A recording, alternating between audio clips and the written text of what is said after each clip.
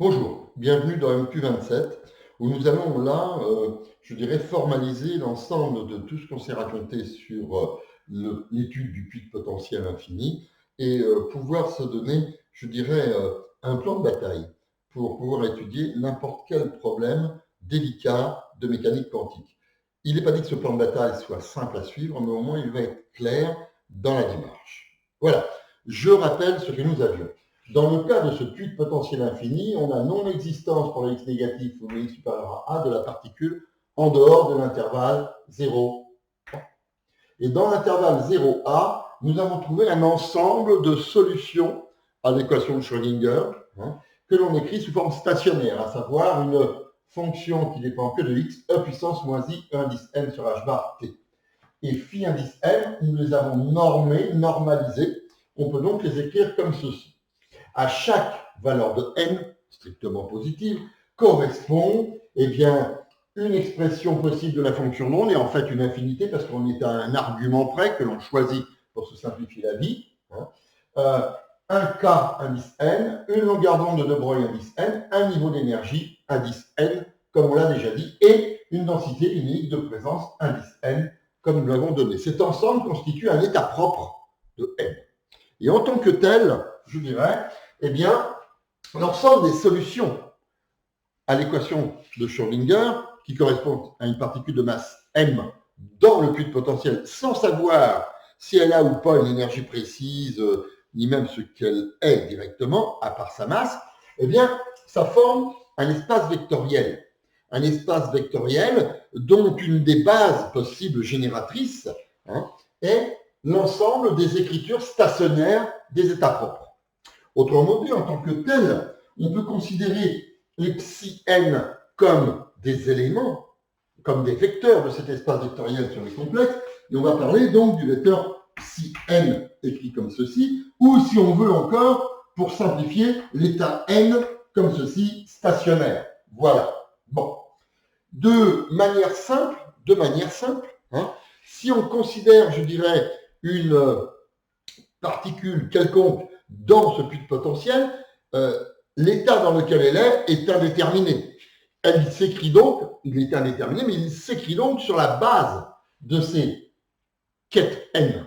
Et donc, en tant que tel, je dirais, le vecteur qui va décrire phi ici va s'écrire la somme, je dirais, sur i égale 1 à l'infini, ce qu'on va appeler AI, comme ceci, vecteur, donc I, quête I.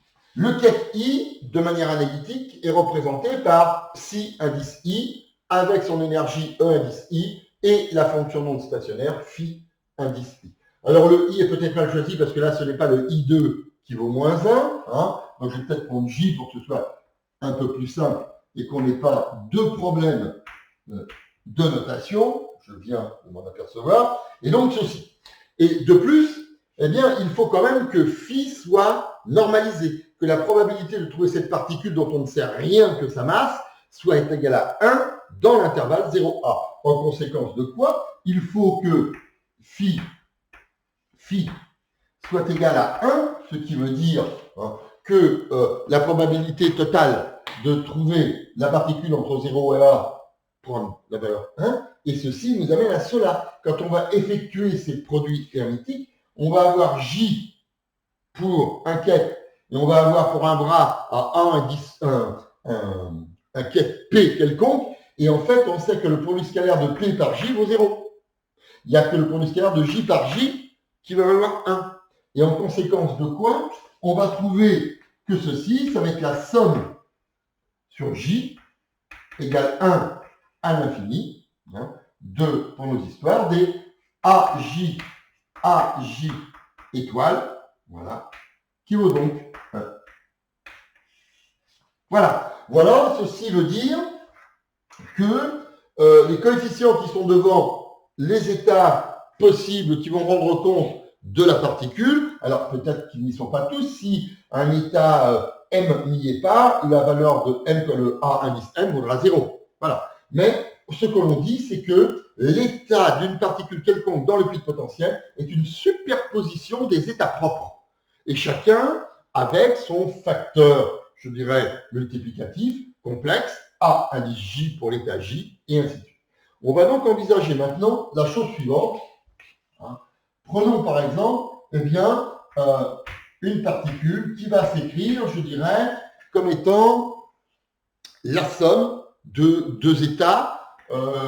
Par exemple, quelque chose qui serait en racine de 3 sur 2, 1, plus 1 demi 2. Voilà. J'envisage donc une particule qui est la superposition dans un état, qui est la superposition de l'état fondamental et de l'état n égale 2, et avec des coefficients. Alors, vérifions que je n'ai pas fait d'erreur sur les coefficients, encore faut-il qu'elles soient bien normalisées. Donc, en réalité, ici, j'ai pris des coefficients réels pour les A. Dans la somme, il n'y a que deux termes, n égale 1, n égale 2. Et donc, en principe, je dois avoir racine de 3 sur 2 au carré plus 1,5 au carré. Alors, racine de 3 sur 2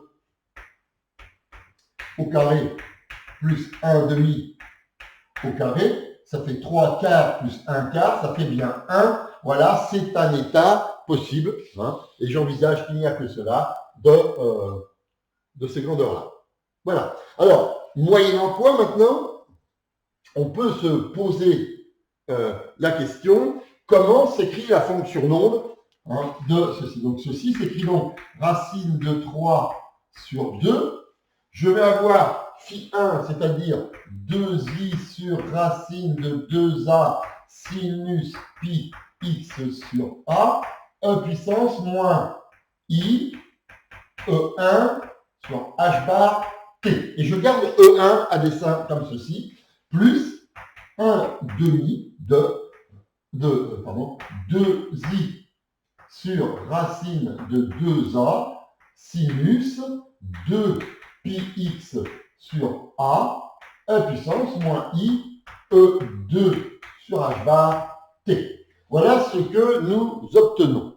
En conséquence de quoi, on voit, en mettant par exemple e puissance moins i, e1 sur h bar t en facteur, en mettant le 2i en facteur, le racine de 2a en facteur, et le 2 qui est devant en facteur, donc on a 2i sur 2 racines de 2a, et on va avoir e puissance moins i, e1 sur h bar t, facteur de, donc il nous reste un racine de 3 sinus pi x sur a, et plus, on va donc avoir un sinus 2 pi x sur a, et cette fois-ci, regardez le terme qui est là, on a e puissance moins i, facteur de e2 moins e1 sur h bar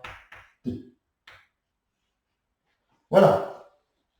En conséquence de quoi, si on regarde ce que vaut la densité de probabilité linéaire dans ce cas-là, eh bien, on fait tout simplement phi étoile, ou phi étoile phi. Bon. Il est clair que quand on va faire ça, le e puissance moins i, e1 sur h bar t va se simplifier, que le i ici va disparaître, et on va avoir tout simplement 1 sur 2a, et on va avoir le crochet. Alors, je vais essayer d'écrire de la manière la plus synthétique. On va avoir un racine de 3 sinus pi x sur a plus sinus 2 pi x sur a, e puissance moins i, je vais mettre E2, 1 qui veut dire E2 moins E1 sur h bar t, que multiplie, voilà, eh bien, le conjugué de ceci, c'est-à-dire le même terme ici, un racine de 3, un sinus pi x sur a, plus un sinus 2 pi x sur a, et je mets en dessous l'exponentielle avec un plus, cette fois-ci c'est e puissance i, e de 1 sur h bar t. Voilà, c'est un peu maladroit comme façon d'écrire, mais quand on va développer, ce qu'il faut observer, c'est la chose suivante. on va avoir un terme qui va dépendre du temps qui va rester. On va avoir une densité volumique une densité linéique de probabilité qui va dépendre du temps. Et voilà.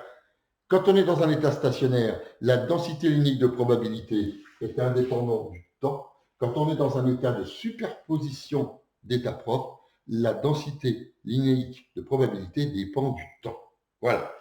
Et en conséquence de quoi, on trouve donc que dp sur dx, si on veut s'exprimer un peu mieux, donc 1 sur 2a, voilà. Quand on va développer, on va avoir ici un racine de 3 sinus pi x sur a au carré, ça part ça. Quand on va avoir les deux autres termes qui se multiplient, on va avoir plus un sinus de pi x sur a e puissance moins i e de 1 sur h bar t, e puissance plus i e de 1 sur h bar t. On va avoir celui-là au carré, et il va rester le double produit, c'est-à-dire les deux termes croisés, le premier qui multiplie le deuxième et le deuxième qui multiplie le premier, ici, et il va rester inévitablement quelque chose. Quand on fait ces produits-là, on va avoir plus, donc, racine de 3 sinus pi x sur a, que multiplie sinus de pi x sur a, et ce terme-là va être facteur de, eh bien, e puissance moins i e de 1 sur h bar t,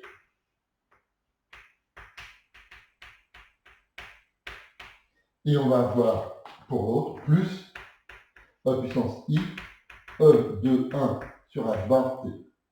Voilà.